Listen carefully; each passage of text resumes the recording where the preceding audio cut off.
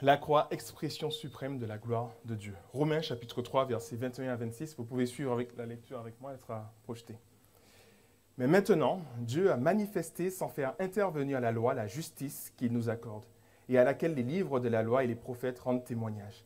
Dieu déclare les hommes justes par leur foi en Jésus-Christ et cela s'applique à tous ceux qui croient car il n'y a pas de différence entre les hommes. Tous ont péché, en effet, et sont privés de la gloire de Dieu. Et ils sont déclarés justes par sa grâce, c'est un don de Dieu que Dieu leur fait par le moyen de la délivrance apportée par Jésus-Christ. C'est lui que Dieu a offert comme une victime destinée à expier les péchés pour ceux qui croient en son sacrifice. Dieu montre ainsi qu'il est juste parce qu'il avait laissé impunis les péchés commis autrefois, au temps de sa patience. Il montre aussi qu'il est juste dans le temps présent. Il est juste tout en déclarant juste celui qui croit en Jésus. Je vous invite à prier.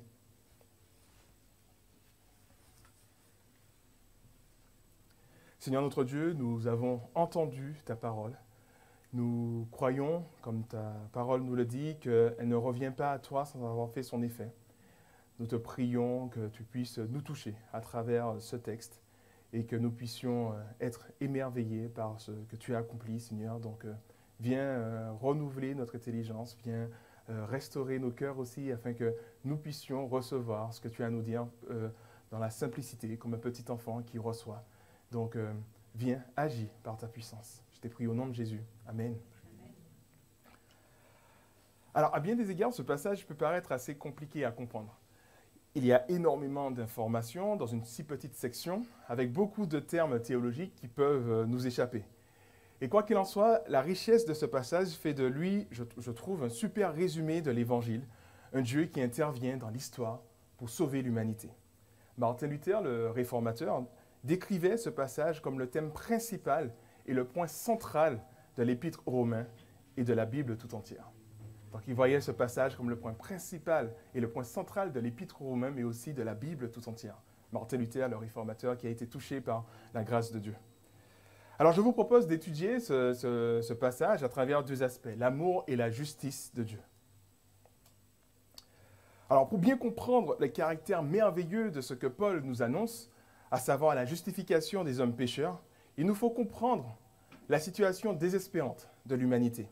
Et pour ce faire, avant d'aborder cette réalité, cette proclamation si joyeuse, si pleine d'espoir et extraordinaire, Paul prendra le temps dans une longue section qui commence au chapitre 1, verset 18 jusqu'au chapitre 3, verset 20, donc juste un verset avant le nôtre, pour exposer la situation de l'humanité. Alors voici ce qu'il nous dit. Du haut du ciel, Dieu révèle sa colère contre les hommes qui ne l'honorent pas et ne respectent pas sa volonté. Ils étouffent ainsi malhonnêtement la vérité. C'est comme ça qu'il commence cette section concernant la situation de l'humanité. Donc tous les hommes sont sous la colère du Dieu tout-puissant, du Dieu infini qui viendra pour intervenir dans ce monde. Donc on voit une situation assez alarmante. Alors pourquoi cette colère? Les hommes se sont détournés du Dieu créateur. Le Dieu créateur qui a laissé des signes indéniables de sa présence à travers la création. Les perfections invisibles de Dieu se voient comme à l'œil nu, nous dit l'apôtre Paul. Et ainsi, alors qu'ils connaissent Dieu, alors qu'ils ont les informations nécessaires pour savoir que Dieu existe, pour savoir que Dieu est présent et pour se tourner vers Dieu, il nous dit, ils ne lui rendent pas l'honneur que l'on doit à Dieu. Ils ne lui expriment pas leur reconnaissance. Ils se sont égarés dans des raisonnements obscurs et leur pensée, dépourvue d'intelligence, s'est trouvée obscurcie. Ils sont donc coupables, les hommes, car ils ne rendent pas la gloire à celui qui leur a tout donné, celui qui a tout créé, celui qui prend soin d'eux. Ils refusent de reconnaître que Dieu est Dieu et de ce fait rejettent tout sentiment de dépendance ou de gratitude envers lui. Au contraire, ils se sont détournés du vrai Dieu pour adorer la création, en transformant la vérité en mensonge. Ce qui en résulte, qu'ils se sont pervertis en rejetant le bien pour s'adonner au mal, et pire encore, en encourageant leur entourage à faire de même. Donc voilà, la propagation du mal. Alors qu'ils savent, dans leur être intérieur, que ceux qui pratiquent ce genre de choses méritent la mort. On voit donc une première catégorie de personnes. Il va nous présenter 3 catégories de personnes, l'apôtre Paul. Et cette première catégorie, ce sont des hommes qui tendent à vivre une vie dissolue. Et donc la colère de Dieu se manifeste contre cette première catégorie. Au chapitre 2, il nous présente une autre catégorie de personnes qui se veulent être justes. Donc des personnes qui se veulent être justes en persévérant en se préservant en tout cas de commettre le mal dénoncé au chapitre 1. On peut imaginer que ce sont des personnes pieuses qui respectent rigoureusement un certain code moral et qui se veulent être intègres. Ainsi, ces personnes se placent, elles, en tant que juges, se placent en juges d'autrui afin de donner l'illusion qu'elles sont justes. Cependant, leur justice est partielle. En effet, cette justice s'appuie sur ce qu'elles font de bien, ok, très bien, tout en faisant taire ce qu'elles font de mal. Une telle personne va donc se placer en juge, par exemple en condamnant son frère parce que son frère prononce des jurons régulièrement, imaginons. Mais cette personne va faire cela tout en ayant elle-même des choses à se reprocher. Par exemple, elle peut être une personne avare et peu généreuse. Donc du coup, elle va faire taire son défaut d'avarice, mais elle va mettre en avant le défaut de l'autre. En condamnant l'autre, elle se donne finalement bonne conscience, car elle se place du bon côté, celui du juge en fait. Cependant, pour Paul, tous les hommes sont coupables et commettent le mal. Ainsi, il dira de cette catégorie de personnes, t'imaginerais-tu, toi qui condamnes ceux qui commettent de tels actes et qui te comportent comme eux, que tu vas échapper à la condamnation divine? Ça peut nous rappeler aussi ce que Jésus disait avec la paille dans l'œil, et puis nous avons une poutre dans l'œil, et puis on voit la paille de celui du voisin. Donc c'est un peu dans la même réflexion. Et c'est vrai que la colère de Dieu qui se révèle aux hommes aboutira au jugement final de Dieu. Un jugement impartial où l'apôtre Paul dit toujours dans le même chapitre, Dieu jugera par Jésus-Christ tout ce que les hommes ont caché. Enfin, Paul termine son exposé en parlant cette fois-ci des Juifs. Il a parlé des hommes. Alors, on a vu deux grandes catégories, des hommes peut-être qui ont un style de vie dissolu, des hommes qui veulent être intègres dans leur façon de faire, et maintenant, il s'adresse aux Juifs. Alors, les Juifs sont dans une bonne situation, car ils ont reçu la loi de Dieu, expression parfaite de la volonté de Dieu. C'est qui est un privilège extraordinaire. De ce fait, ils n'ont plus, finalement, qu'à mettre la loi en pratique pour être sauvés. Seulement, le péché qui est ancré profondément dans le cœur de l'homme le rend incapable d'obéir à la loi. La loi ne peut conduire au salut. Elle produit seulement la connaissance du péché. Autrement dit, elle fait l'homme prendre conscience du mal qui est en lui et combien il mérite la mort, mais ne l'aide pas à sortir de cette situation.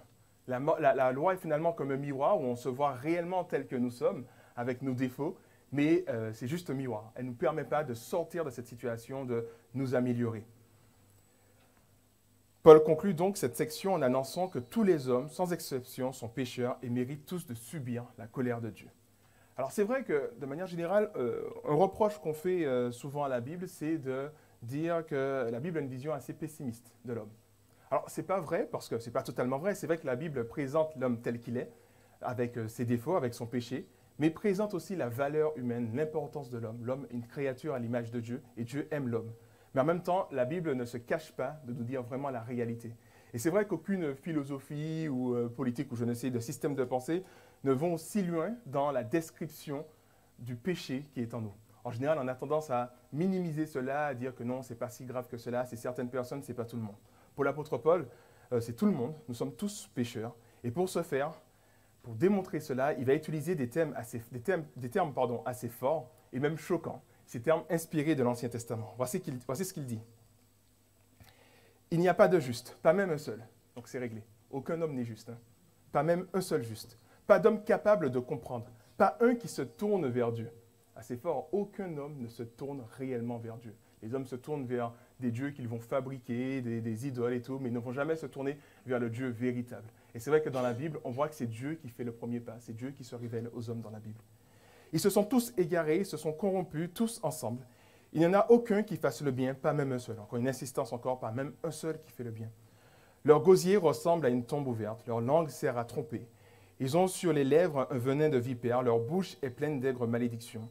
Leurs pieds sont agiles quand il s'agit de verser le sang. La destruction et le malheur jalonnent leur parcours. Ils ne connaissent pas le chemin de la paix. Ils n'ont même pas peur de Dieu. Voilà, une description de l'humanité pas très joyeuse, hein.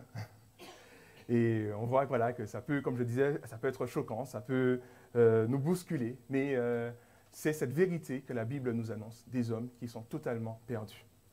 Donc cette longue section avait pour but de montrer que l'homme, dans sa condition naturelle, était incapable d'échapper à la colère terrible de Dieu. Ses œuvres, ses efforts ne changeaient rien, car la corruption de l'homme touche tout son être. L'homme sans Dieu n'est que haine de Dieu, nous dit l'apôtre Paul au chapitre 8 de Romains.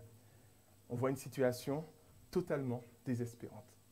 Même avec la loi, il est incapable de pouvoir suivre Dieu. Et la colère de Dieu va se déverser sur les hommes. Mais heureusement, l'histoire ne s'arrête pas là. L'histoire ne s'arrête pas là parce que, mais maintenant, Dieu a manifesté la justice qu'il nous accorde. Alors là, on revient sur notre texte qu'on a lu au début. C'était le premier verset de notre texte qu'on a lu. Mais maintenant, Dieu a manifesté la justice qu'il nous accorde. Le maintenant vient mettre une rupture avec cette situation sombre. Le maintenant annonce une lueur d'espoir. Le maintenant ouvre une nouvelle page d'histoire pour l'humanité. Une page où une bonne nouvelle vient faire irruption dans ce monde perdu. Mais maintenant, Dieu a manifesté sans faire intervenir la loi, la justice qu'il nous accorde et à laquelle les livres de la loi des prophètes rendent témoignage. Une justice que Dieu nous accorde, cette justice consiste à ce qu'il nous déclare juste malgré notre culpabilité.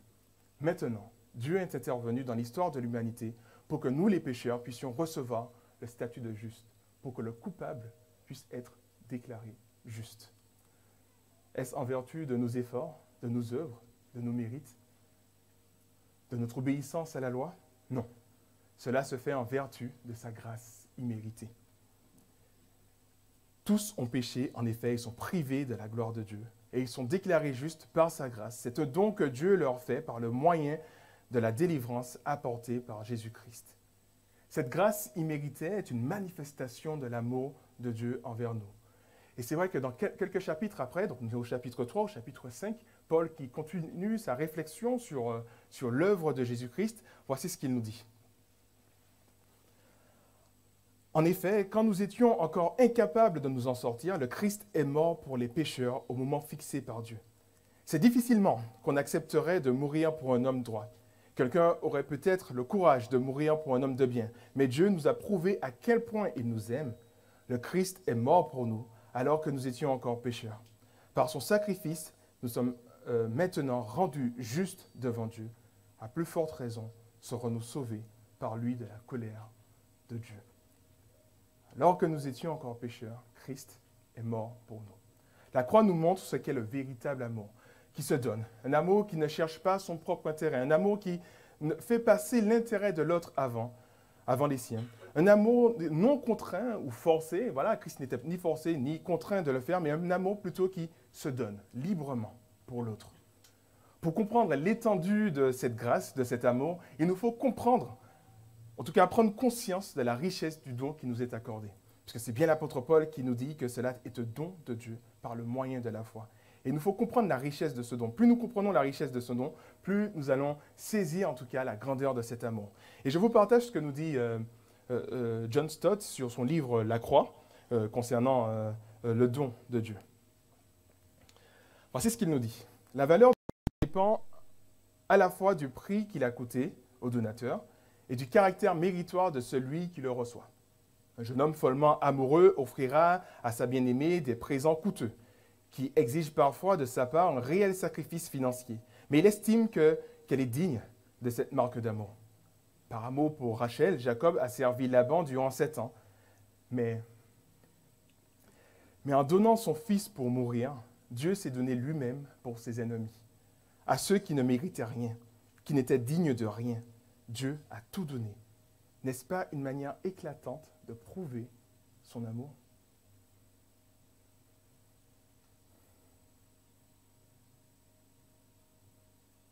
Je crois, mes amis, que plus nous serons conscients de la profondeur du péché, de nos péchés, plus nous serons conscients combien nos péchés ont offensé Dieu, plus nous serons émerveillés par ce don de Dieu. Alors que nous étions ses ennemis, alors que nous le méprisions, alors que nous le rejetions, alors que nous ne le cherchions pas, lui de qui nous dépendons de lui, et sans lui, nous ne serons même pas capables de respirer. Alors toutes ces choses, malgré notre ingratitude, il a décidé de ne pas tenir compte de nos offenses, mais de nous sauver de sa colère en nous accordant son pardon. Dieu déclare les hommes justes par leur foi en Jésus-Christ, et cela s'applique à tous ceux qui croient. Alors cette grâce qui se reçoit par la foi en Jésus. Cette foi en Jésus, c'est une foi qui accepte ce postulat posé par l'Évangile, à savoir que l'homme est coupable devant Dieu et qu'il ne peut réparer ses erreurs par ses propres forces. La foi en Jésus, c'est d'accepter que oui, je suis une créature qui a offensé le Seigneur, je suis quelqu'un qui pêche, Je suis quelqu'un qui ne mérite rien de la part de Dieu. Ça, c'est le premier postulat à accepter pour en tout cas, manifester cette foi. S'il veut être justifié, celui qui reçoit cette foi, s'il veut être justifié, il doit cesser complètement toute tentative de gagner sa justification, de gagner l'approbation de Dieu, de gagner l'amour de Dieu par ses œuvres ou par des actes de piété. Et ça, c'est un peu nous finalement. On est toujours dans ce schéma où on essaye de gagner l'amour de Dieu. Et celui qui a pleinement compris le message de l'Évangile, il arrête. Il arrête parce que Paul a pris, vous l'avez vu, une longue section pour expliquer que c'est perdu. Il n'y a aucun espoir de pouvoir le faire par nous-mêmes. Et que finalement, pour avoir l'amour de Dieu, c'est un don qui se reçoit par grâce. La justification, il doit arrêter justement toute tentative, comme je disais, de gagner la justification, de l'approbation de Dieu ou de l'amour de Dieu. Ses œuvres ne servent à rien. Il doit simplement accepter, en toute humilité, de recevoir la justification de Dieu comme un cadeau immérité. Simplement accepter cela comme un cadeau immérité. Cette foi nous fait prendre conscience de notre état, à savoir, je suis beaucoup plus coupable que ce que j'aurais imaginé ou que j'aurais été capable d'admettre. Et de ce fait, j'ai profondément besoin d'une intervention divine pour me sauver de ma déchéance. Prendre le temps de réfléchir, je suis beaucoup plus coupable que ce que j'aurais imaginé. On a toujours la tendance à se montrer sur notre meilleur jour, montrer qu'on est de belles personnes. Voilà, moi je suis un super pasteur. Ben non, c'est pas vrai. Enfin, Aurélie est là pour le confirmer. Mais en tout cas, on a toujours cette tendance, en tout cas, à essayer de montrer qu'on n'est pas si mauvais que cela. Et la Bible, non, nous le dit clairement, qu'on ne cherche pas Dieu, on est perdu, totalement perdu. Et la Bible nous fait réaliser justement cela, nous fait prendre conscience que je suis beaucoup plus coupable que ce que j'aurais imaginé ou que j'aurais même été capable d'admettre. Et de ce fait, j'ai profondément besoin d'une intervention divine pour me sauver de ma déchéance.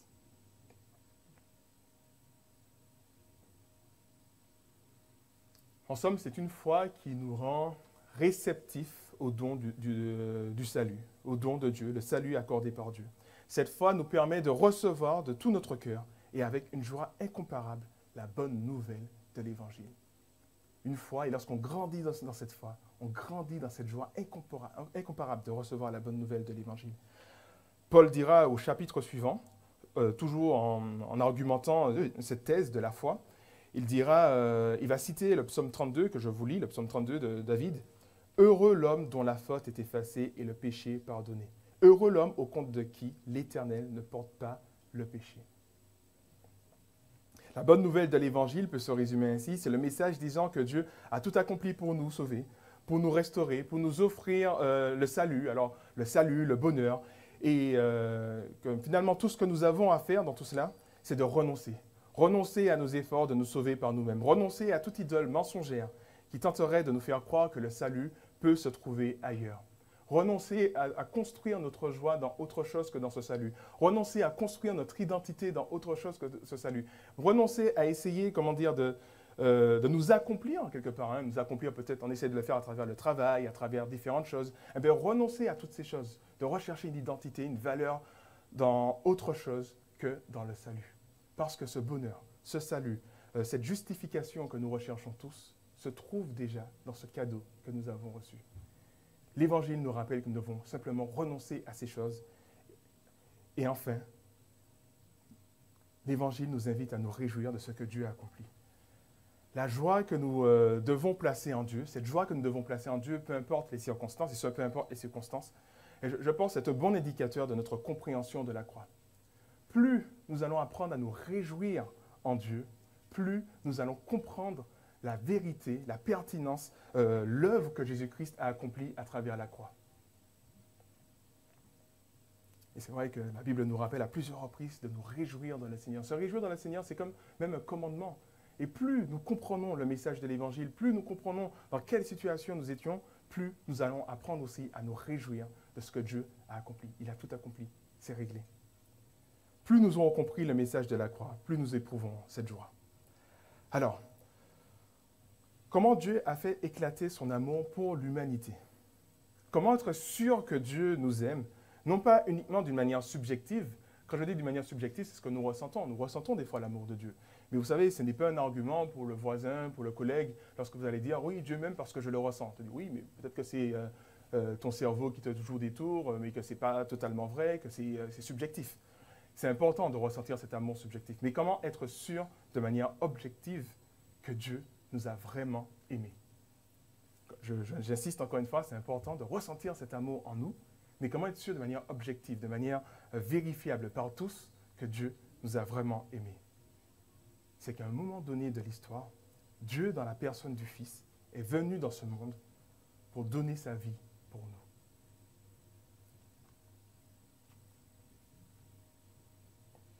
Jean nous dit, voici comment nous savons ce qu'est l'amour. Il nous donne la définition de l'amour. C'est quoi l'amour? Ben voilà, on a tous une idée de ce qu'est l'amour, mais voici ce que Jean nous dit. Voici c'est quoi le véritable amour. Voici comment nous savons ce qu'est l'amour. Jésus-Christ a donné sa vie pour nous. La croix, la révélation de l'amour de Dieu. Alors, d'aucuns peut-être diraient que le pardon accordé par Dieu n'est pas juste. En effet, en vertu de quoi Dieu peut pardonner. Alors, j'essaie de comprendre une réflexion qui n'est pas la mienne. Donc, je vous partage cette réflexion qu'on peut avoir en se disant que, voilà, en vertu de quoi Dieu nous pardonne et nous justifie. Et en vertu de quoi Dieu a pardonné des hommes et justifié des hommes qui ont commis les pires atrocités, comme par exemple le brigand sur la croix. Dieu, en tant que juge, se doit uniquement d'énoncer la sentence adéquate, mais non pas de pardonner. En effet, ce serait peut-être aux victimes de pardonner. Les victimes, par exemple, du brigand sur la croix qui devraient pardonner, mais ce n'est pas forcément Dieu, puisque ce sont ces personnes qui ont subi finalement la méchanceté de cet homme et de tout ce qu'il a pu faire. Donc c'est Dieu en tant que juge se doit d'énoncer un jugement, et c'est à la victime, en tout cas, de pardonner. Alors, je prends un exemple peut-être pour être un peu plus clair par rapport à ce que je dis. Alors, imaginons qu'une bande de voyous vous attaque et vous roue de coups de telle sorte que vous sortez de cette mésaventure avec de lourdes séquelles. Alors, ces agresseurs se font arrêter par la police et comparaissent devant le juge, devant la justice en tout cas. Et si le juge décide de pardonner ces malfrats, on dira que ce juge est injuste, car ce n'est pas son rôle de pardonner. Le juge n'a pas le droit d'accorder le pardon au coupable. Il a juste le devoir de dénoncer la sentence. Et si c'est vous qui décidez de pardonner, alors libre à vous de le faire. Cela dit, votre pardon ne les empêchera pas de devoir payer pour leur faute. Même si vous pardonnez une personne qui vous a agressé, voilà, si elle est coupable aux yeux de la société, cette personne va être condamnée, même si vous décidez de pardonner. En fait, dans cette histoire, un autre acteur rentre en jeu. C'est la loi.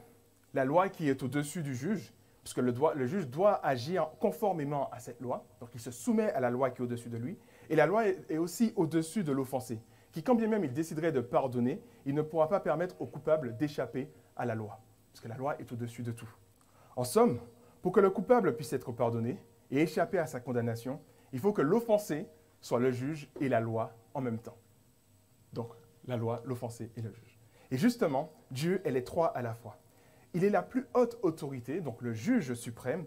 Il n'est pas un juge, comme nous l'entendons, qui se soumet à une loi au-dessus de lui, car en tant que Dieu 3 fois saint, il est cette loi. Il est amour. Ce n'est pas que l'amour est au-dessus de lui, il se soumet à un amour qui est au-dessus de lui. Il est cet amour. Il ne se soumet pas non plus à une vérité. Cette vérité est en lui. Il est cette justice. Il est ce Dieu saint. Ainsi, enfreindre la loi ne revient pas à transgresser une valeur impersonnelle, ne revient pas à transgresser le concept d'amour, par exemple, mais revient à offenser celui qui est 3 fois saint, celui qui est cette loi, celui qui est vérité, celui qui est amour. Et c'est pour cela, finalement, que nos péchés suscitent la colère de Dieu. Mais j'ai été un peu plus vite, et même je voulais aussi insister, avant d'arriver à ce point, que c'est pour cela, que David dira à Dieu, lorsqu'il a péché en commettant l'adultère, contre toi seul, j'ai péché, j'ai commis ce qui est mal à tes yeux. David l'avait compris. Il avait compris que le premier offensé, sans oublier Uri, Bathsheba ou encore l'enfant mort-né, qui sont aussi ils ont subi cela aussi, c'était celui qui est la loi, à savoir Dieu. Le premier offensé, c'est Dieu.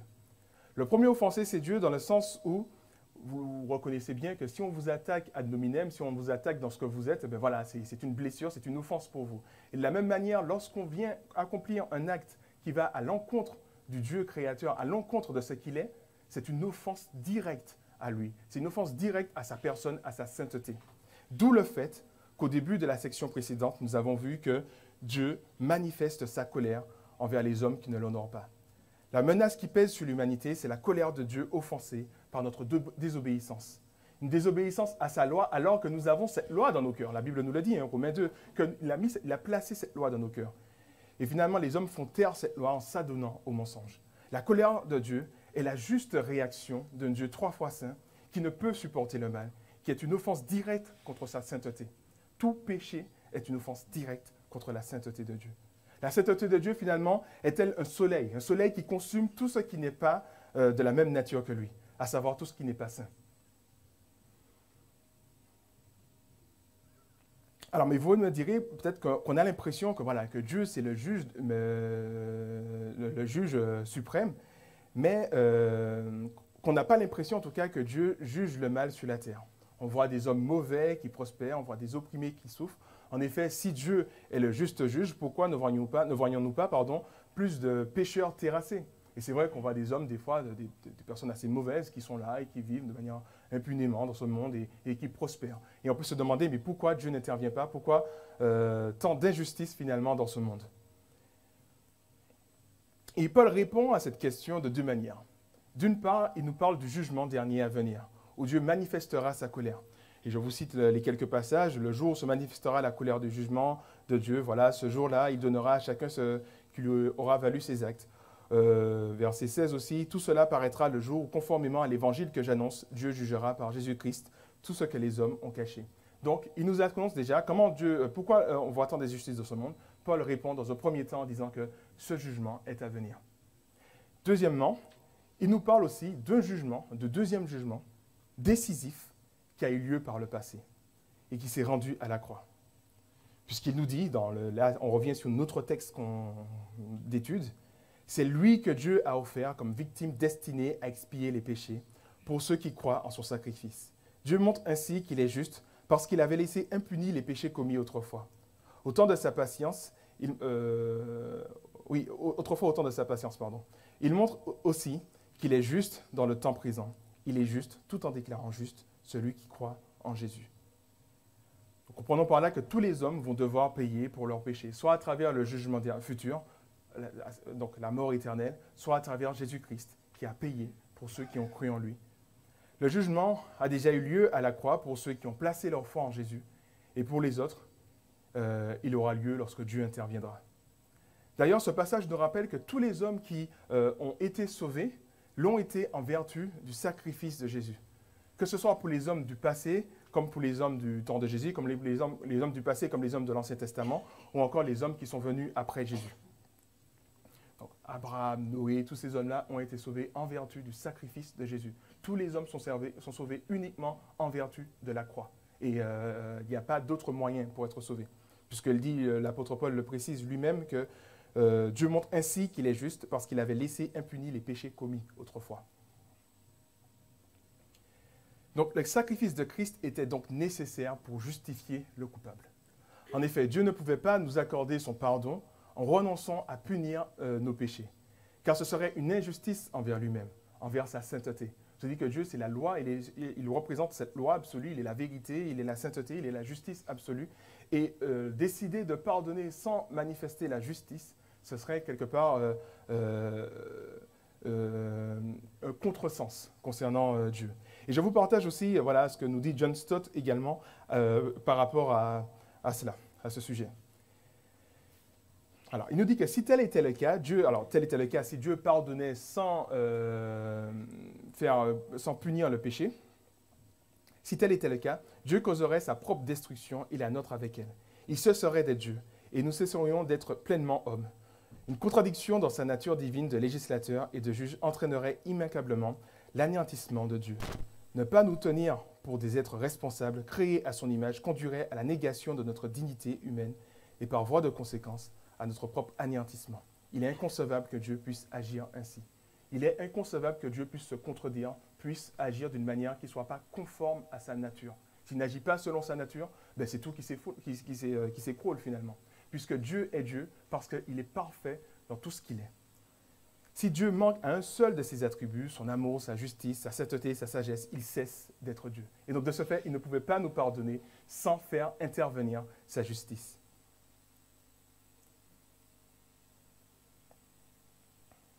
Donc Dieu se devait d'être juste tout en nous justifiant. D'où le fait que Christ est devenu la victime expiatoire. Le thème le plus proche en grec, c'est plutôt victime propitiatoire, le thème le plus proche en grec. Et je trouve que c'est intéressant ce terme, victime propitiatoire, parce que dans l'Antiquité, les sacrifices propitiatoires étaient offerts par l'adorateur à des dieux qui étaient capricieux, des dieux qui se mettaient en colère, des dieux qui avaient des sautes d'humeur. Et de ce fait, on offrait un sacrifice propitiatoire pour que le dieu soit favorable. Par exemple, un homme devait prendre la mer pour un long voyage. Qu'est-ce qu'il faisait? Il offrait un sacrifice propitiatoire au dieu Poséidon. Et de ce fait, Poséidon lui devient propice et il va passer un bon voyage. Donc le sacrifice propitiatoire, c'est pour rendre favorable un dieu dans la pensée de l'Antiquité. Ce n'est pas dans la Bible, mais pas dans l'enseignement du judaïsme, mais dans la pensée de l'Antiquité. Dans l'Ancien Testament, les sacrifices propitiatoires avaient pour but de rendre Dieu propice aussi en détournant sa colère contre le pécheur. La colère de Dieu s'est manifestée contre les hommes qui l'ont offensé par leurs innombrables péchés. Et pour qu'il y ait pardon des péchés, il faut la réparation des fautes afin de rendre le Dieu saint favorable. Et notons dans notre passage, ce qui est intéressant, c'est que Jésus-Christ est cette victime propitiatoire qui rend propice, qui fait en sorte que Dieu nous soit favorable. Et ce qui est intéressant, c'est qu'il n'y a pas d'intervention humaine dans ce passage. Ce n'est pas l'être humain qui fait le nécessaire pour rendre Dieu propice, mais c'est Dieu. Dieu qui s'offre en sacrifice propitiatoire dans la personne de son Fils pour qu'il nous devienne favorable, pour qu'il nous accorde son pardon, pour qu'il nous justifie. Donc finalement, c'est Dieu qui s'offre lui-même pour nous justifier. Et on constate dans tout cela que le Dieu est le seul acteur dans le plan du salut. Il n'y a pas d'homme qui intervienne dans ce plan du salut. C'est une action uniquement de Dieu. Et ce qui met encore plus l'accent sur le fait que ce soit un don de Dieu. De ce fait, Christ a expié nos fautes, effacé nos péchés. Et désormais, Dieu peut nous pardonner et nous justifier, sans tenir compte de nos péchés. La croix est l'événement où Dieu démontre d'une égale intensité sa justice et son amour. Sa justice en jugeant le péché et son amour en justifiant le pécheur. Ainsi, Dieu est juste tout en déclarant juste celui qui croit en Jésus. Alors, j'aimerais conclure tout ce que j'ai pu vous dire. Donc, la croix, la manifestation de la gloire de Dieu à travers sa justice et à travers son amour. Et en conclusion, je vous dirais que si on revient dans ce que Jean dit dans son évangile, voici comment il nous présente Jésus. Voici ce qu'il dit, Jean. Celui qui est la parole, il est devenu homme et il a vécu parmi nous. Nous avons contemplé sa gloire, la gloire du Fils unique envoyé par son Père, plénitude de grâce et de vérité. Jean nous dit qu'ils ont contemplé la gloire de Dieu, la gloire du Fils de Dieu. Et comment ils ont contemplé cette gloire? C'est cette plénitude de grâce et de vérité. Alors, ce que Jean nous dit, ce n'est pas venu de lui-même, mais il fait référence à un événement dans l'Ancien Testament, parce que la gloire du Fils de Dieu, plénitude de grâce et de vérité, cette déclaration fait référence à l'expérience qu'a connue Moïse. Moïse qui a demandé à Dieu de voir sa gloire. Il a demandé au Seigneur, laisse-moi voir ta gloire. Le Seigneur lui a dit, tu ne peux pas me voir de face, tu vas me voir de dos. Et voici comment Dieu fait resplendir sa gloire. Voici comment Dieu montre qui il est réellement. Il nous dit, dans Exode 34, verset 6, il, c'est-à-dire Dieu, passa devant lui, donc devant Moïse, en proclamant « L'Éternel, l'Éternel, un Dieu plein de compassion et de grâce, lent à se mettre en colère et riche en amour et en fidélité. » Riche en amour et en fidélité. Alors, si vous lisez l'Ancien Testament, peut-être maintenant vous allez faire plus attention, vous allez voir que cette formule sera répétée tout au long de l'Ancien Testament. Dès qu'on parle de Dieu, on parle de cela, riche en amour et en fidélité. Dieu a voulu démontrer sa gloire à travers son amour et sa fidélité. Et ce qui est intéressant, c'est que là, c'est le terme hébreu, son amour et sa fidélité, mais en grec, amour, ça veut dire aussi grâce. Donc, amour et grâce, c'est pareil, puisque amour, ça veut dire grâce. Et vérité, c'est aussi fidélité.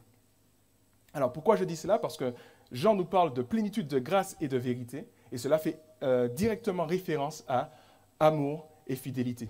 Grâce et vérité, pardon. Plénitude de grâce et vérité, et amour et fidélité. Alors, Jésus, finalement, est le Dieu, est le Fils de Dieu, qui est l'incarnation suprême de la gloire trinitaire.